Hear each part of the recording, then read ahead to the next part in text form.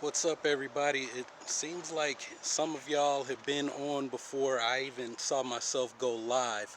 But I wanted to shoot a quick video to respond to a comment that was left on. Actually, I thought it was left on the video that I uploaded today. It was actually left on the Finn is a big deal in The Last Jedi. So when the replay posts, I'll post a card to a link if you haven't seen that video, or check it out when I finish. But anyway, and I wanted to come on here and shoot a live response to the comment, because sometimes, like, things get lost in translation. uh, Sometimes I'll respond to comments and it sounds like I'm going in or I'm being mean. And really, it's just, that's just the way people take it. Um, Voice can't, words, things get lost in translation, you know what I mean? But anyway, so let me read this comment. So it came from Utah Raptor, and Utah Raptor said, "I think it's time for Finn to take one for the team and get impaled by Kylo Ren. I know everyone will say it's racist, but hey, Qui-Gon, Obi-Wan, Captain Antilles, Zev, Dak Biggs, Captain Nita, Admiral Ozzel, Shmi Skywalker, Owen, and Baru Lars, Jin Erso, Galen Erso, Krennic, Han Solo, and poor old Lord Santeca all bit the bullet and were white, and Yoda was green." Well, and now my response really was, first off, I don't think it's racist if you want Finn to die, or if Finn takes one for the bullet, right? Like I've said all along, originally when they were doing the concept artwork, Finn, the character, was not black. John Boyega just happened to be the best actor to audition for the part, and he was black, so that made Finn black. But I don't think that the character was given a race initially. If you look at the concept artwork, he actually looks more like the Galen Merrick Star Killer character than uh, than what we saw when you look at the artwork when it was Sam and Kira from Michael Arndt's original script that he was working on. Well, I mean, like, he was more of a Han Solo type, which is where people get the, "Oh, Finn is going to be Han Solo in this." That was Michael Arndt's original draft. But anyway, my response to Utah Raptors comment, like I said, I don't think it's racist at all. But my big thing is, you should pay closer attention. Like, this is the goal of my channel. What I'm really trying to do, right, is when we say things about Star Wars, yeah, it's fun to talk about Star Wars, but why? Why do you think this should happen? Why do you want it to happen? Right? Have you actually thought about these speculations that you make, or is it just really, well, this is what I want to happen, without giving it any real thought? You know what I mean? So, like, Utah Raptor says, well, hey, well, Qui-Gon, Obi-Wan, Captain Antilles. Well, Captain Antilles died, or we're talking about the Captain Antilles from Alderaan and not Wedge Antilles. Captain Antilles died. He was a casualty of war, right? It's called Star Wars. Qui-Gon, why does he die? Because that's part of Qui-Gon's death, was to move the story along, right? What if Qui-Gon had trained Anakin?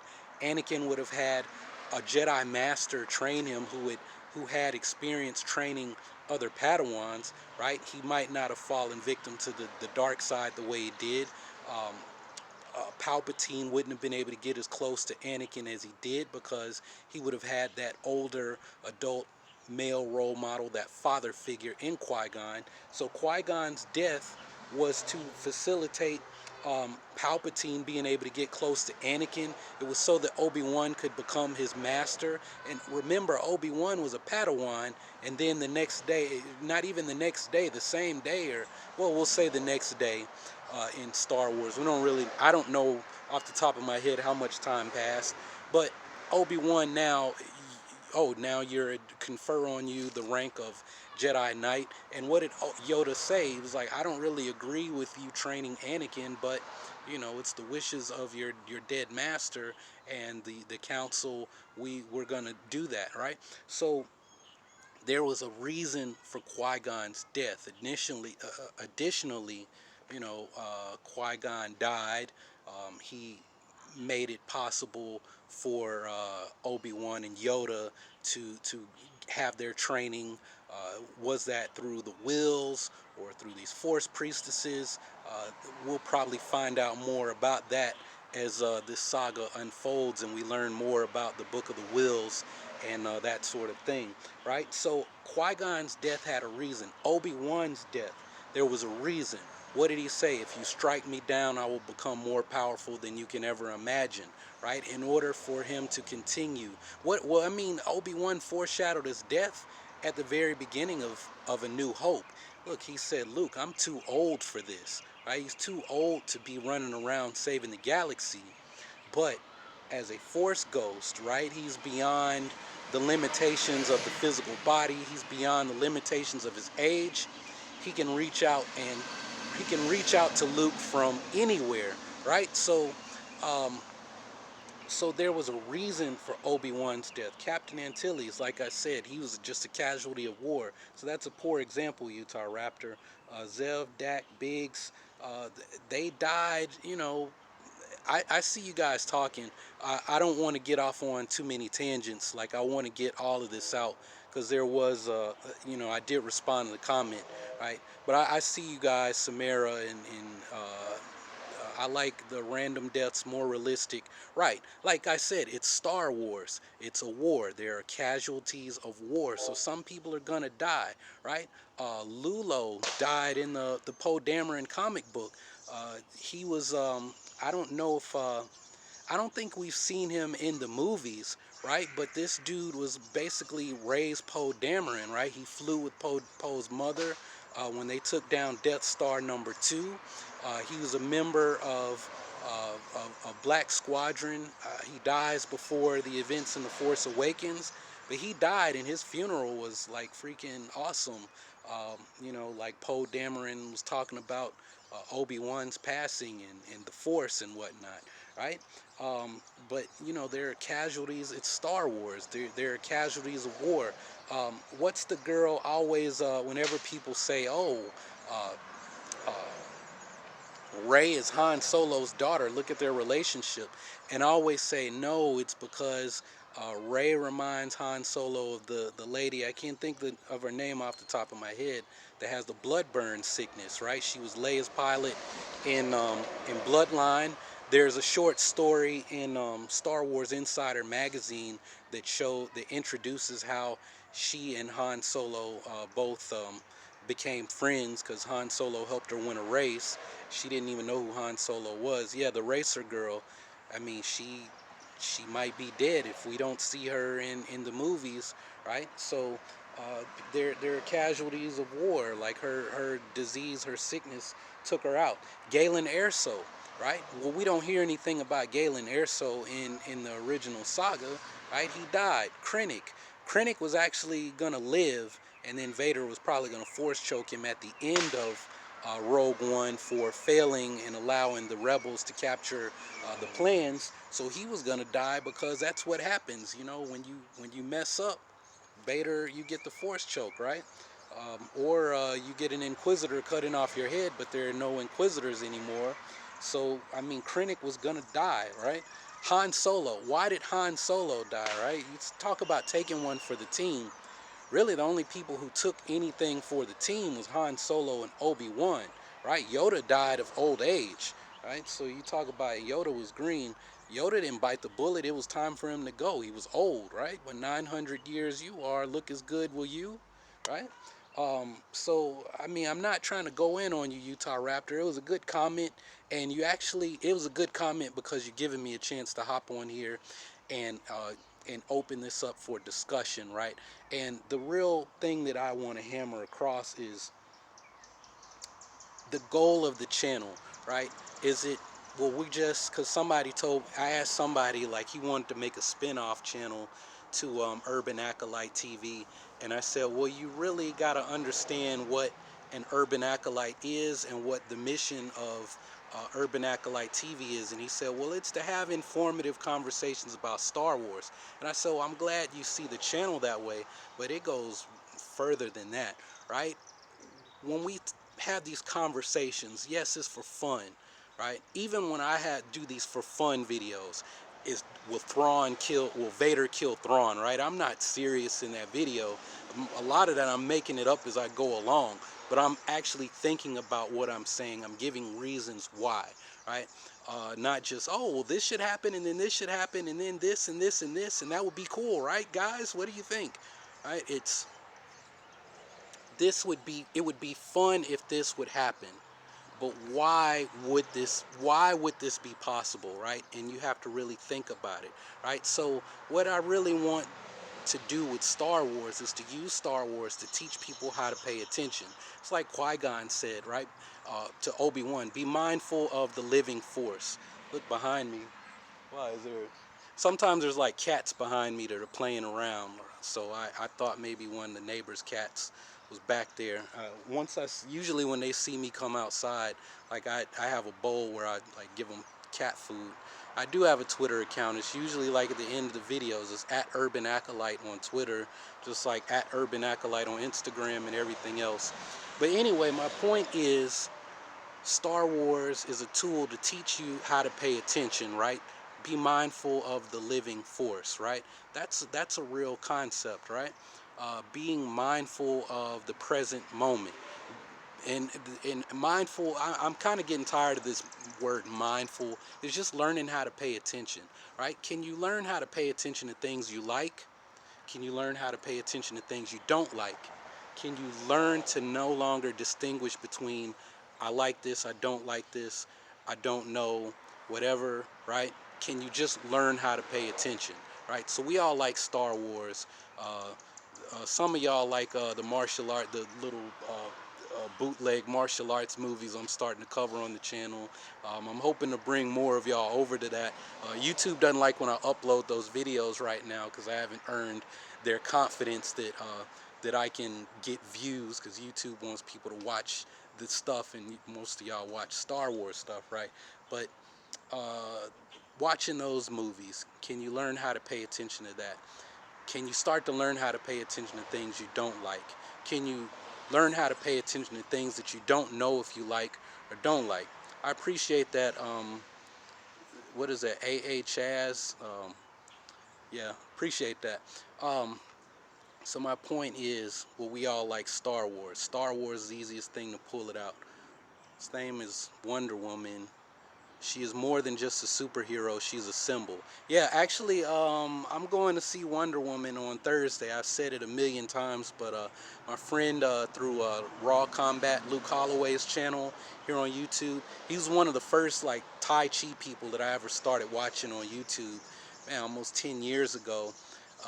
And I saw Mei Ling in like a Wing Chun Silat video that Luke Holloway did in 2012, and now Mei Ling is Orana in the Wonder Woman movie. So I'm going Thursday to support her, and I talked to Mei Ling not on her personal Facebook account, but on her like page or whatever. So she said, you know, train up if you're serious about trying to get into stunt work, shoot some videos, give me a demo reel, and I'll introduce you to my agent, right? So when I say like I'm interested in doing stunt work, like I'm not just talking out of my ass. Like, Mei Ling's trying to hook me up, you know, if I'm willing to do the work. And that brings me back to what I'm saying. You have to be willing to do the work.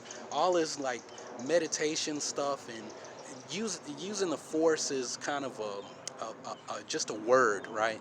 It's really just learning how to pay attention to life, because that's what the force is. It's life. Learning to pay attention by using Star Wars. Can we look at Star Wars and learn how to pay attention to what's going on in Star Wars? I keep saying this over and over again, trying to put it in you guys' heads.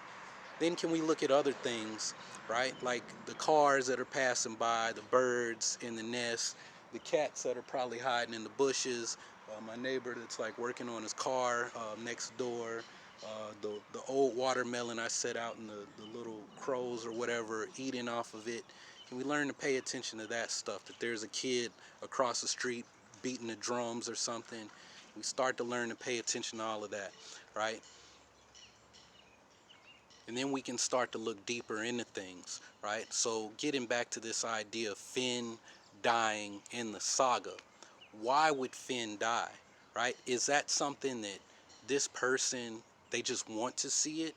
Or is there, what would be the reason in story, right? We already know John Boyega is inked in for episode 9, right? And J.J. Abrams, when they wrapped up The Force Awakens, he said congratulations to um, uh, John Boyega and Daisy Ridley. Say you are the new faces of Star Wars, right?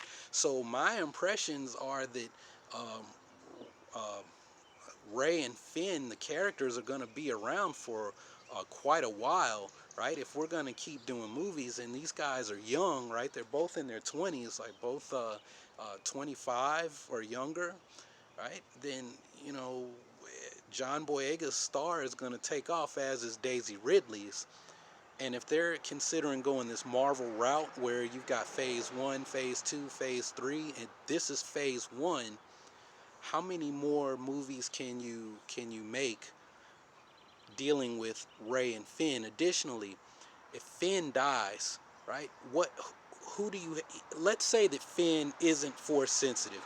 He's just an extremely skilled soldier, right? He's the Star Wars SEAL Team 6 Spec Ops specialist, right? The dude you send in with a blaster and a Bacta pack, if that's a thing. I know it is in the video games. And you say, look, Finn, we need you to go in here and free these people and take people out and steal your own ship. We're just going to drop you from the upper atmosphere, and you got to come back and you know, and pull off this mission, right? What if that's the best we get of Finn, right?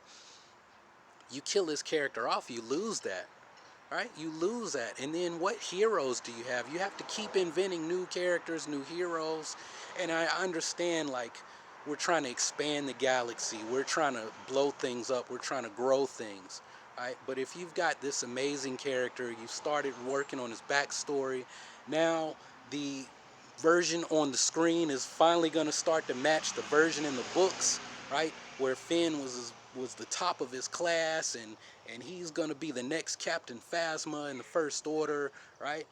Which is, you know, I'm stretching that, but basically Captain Phasma say you're going to become an officer.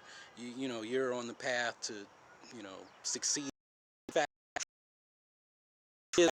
Like when I do mobile videos, I don't know, it's better when I'm like sitting at my desktop, but it's extremely hot in my attic right now, so, and I wanted to get this out there.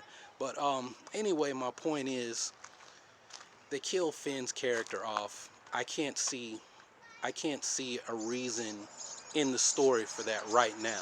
Right now, of course, this story is not set in stone. Right, I'm gonna do a video later today or tomorrow. What's the difference between Nagong and Qui-Gon training? That's kind of not the point of this video, but there really isn't a difference other than Nagong and Qui-Gon are different words. Now somebody can pull out the Wikipedia or some book and say there's a huge difference, but where I am in the game right now, there's really not a difference. But anyway, getting back to what I was saying about Finn, you have to replace his character, and why take the time to build up this character the way you have only to kill him off? Like, the only reason I can see to kill Finn off, that someone would say kill Finn off, is that's what they want to happen, right? And moving forward, when we say things, right, let's think about what would be the reason in story for that to happen. If Finn is going to sacrifice himself for Rey, for Poe, for the mission, that would make sense. But at the same time, he's on his heroic journey, and within that hero's journey, he has to complete his hero's journey, right? Finn's got to complete his hero's journey. So what does that look like for Finn, right? What does his heroic journey look like? How does it end, right? He can't just die because you don't like him. He's obviously on the journey to becoming a hero, right? He has to bestow a boon, right? Jyn Erso, she died, right? But what was the boon that she just bestowed, right? She inspired she inspired the Galactic Rebellion, right? The Rebel Alliance. There wasn't really a Rebel Alliance until she said, we're gonna go and do this thing anyway. The other boon she bestowed, the plans to the Death Star, right? So Jyn Erso didn't just, oh well, it was a good movie and then she died, right? She completed her hero's journey, and if you want to know more about that, right, it's the heroine's journey.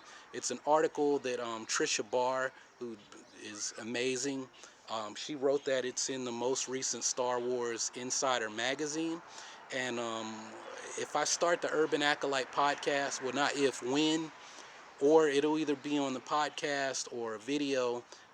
Trisha and I have already talked about collaborating. I would love to just let her go ham, and I'm thinking a podcast would be the best route to go, right? So when that Urban Acolyte podcast thing happens, I'm definitely gonna have Trisha Barr on before episode 8 comes out, so that she can talk more about the heroine's journey uh, for Jyn Erso and for Rey. In between now and then, I'm probably gonna need to read outside of Joseph Campbell, because she gives a number of new books that give the hero's journey from a woman's perspective, right? It's not about this whole feminist agenda thing. It's just the hero's journey. When you read about in Joseph Campbell, it usually pertains to men, right? Not white men, just men from their different cultures, right? Whether you're talking about Inuit or Eskimo might not be the PC term, but Inuit culture, Hebrew culture. When we look in the Bible and Abraham and Moses, they have their heroic journey. All the judges in the Torah, Torah, the Book of Judges, right? Uh, the hero's journey, right, is the hero, right? It's usually told from a male perspective. So last thought before I shut this down for the day and get back to working on my Star Wars Old Republic machinima films, or the first one should come out tomorrow, sometime tomorrow, is that when we think about things in Star Wars, we start speculating. Ask yourself why. Why should this happen in the story? Right? Looking at the story elements. What would this mean for the story? Not just, I want this to happen. Why should this happen? What in the story? How does this move the story along, right? And to go even beyond um, Star Wars, when you start thinking about things in your daily life, why did this happen? What is the reason this happened? What are the circumstances? What is the outcome? What are the repercussions, right? And that's an exercise you can do at night, in the evening, before you go to bed. Just reflect on your day and think about these things. This happened, this happened. Don't judge yourself. Don't beat yourself up. What are things that I could have done better? What are things that I did really well, right? And you'll start to, your, your concentration power will actually improve by doing that. And the better you can concentrate, the better you can focus your attention on your intentions, so you can pay attention to the things that you want, right? And that's where I started with this. Is this something you want to happen, or is it something you think will happen, right? And a lot of people don't know the difference, and they don't know why they want certain things, not just in Star Wars or other fandoms, but just in life as general, right? So thanks for hanging out with me, kind of droning on for these last almost 25 minutes. I apologize for the times when the stream was laggy or there was a poor connection. But anyway, I'm going to let you guys get on with your evening. For those of you who are overseas and it's late, and for those of you here in the U.S., go do something fun. I'm getting ready to take a walk before the sun goes down. Burn off some of this Chinese food I've been eating while I was watching Dragon Ball. And hey guys, before I go, some of you might not know that I have a series called the Dragon Ball Show. So I'm trying to get into Dragon Ball. Geekdom 101 is really pushing me. He's like, dude, religion and martial arts, you would be perfect for Dragon Ball if you can start breaking this stuff down, using the stuff that you know. Like I'm watching, I'm almost finished with Dragon Ball, like old school Dragon Ball. I'm like, wait a minute.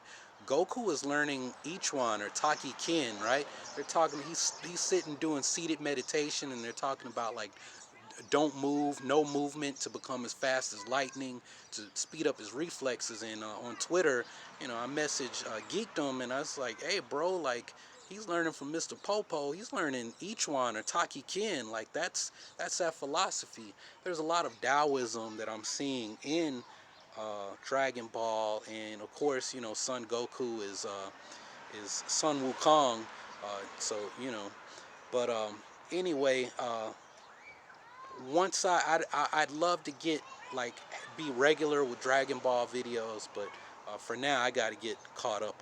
I've got 20 years of Dragon Ball to get caught up on, and I'm not gonna sit and review episodes of Dragon Ball Z and stuff that people have obviously already seen. So once if I hopefully get caught up by binging the entire summer, I can hop into that conversation. But I do have this video. I'm gonna go ham on Dragon Ball when I get done. Alberto Ortega says, I got my mom in the hospital. She's recuperating. Please pray for her. So if you're praying, or if you send out energy, if you do Reiki or positive thoughts, Alberto Ortega comments on almost every video. I've seen him for almost a year, well, over a year now. I remember seeing him back last spring, and I just started doing Star Wars videos in January of 2016. So all of y'all, send something out, think of positive thoughts about Albert Ortega's mom. But anyway, my point was, when I finish Dragon Ball, there will be a Dragon Ball show. That's nice. I'm getting old, so maybe you guys think I'm in my 20s. I'm closer to 40, so my hairline sucks because I'm losing my hair. How about that, anti-gravity? Make you happy? You got some attention? All right, how does your dick taste? But anyway, like I was saying, the Dragon Ball thing won't be regular, but I'm getting ready to go ham on the initial Dragon Ball once I get through the Dragon Ball, right? I'm just gonna go all out and point out Taoist references, Buddhist references, and really talk about how this show really teaches you how to train. But anyway, that's all I got for this one. So I'm gonna turn this off, and I'm gonna go take a walk and get started on my next video. Man, that bird just scared the shit out of me. So anyway, y'all have a good one, and thanks for hanging out with me. Hey, Andre, you can catch the replay will go live in probably about an hour and a half, and you can watch the full thing and probably skip around to the good parts. So anyway, thanks for hanging out with me, guys. That's all I got for this one. Y'all keep on breathing, and may the force of others be with you always.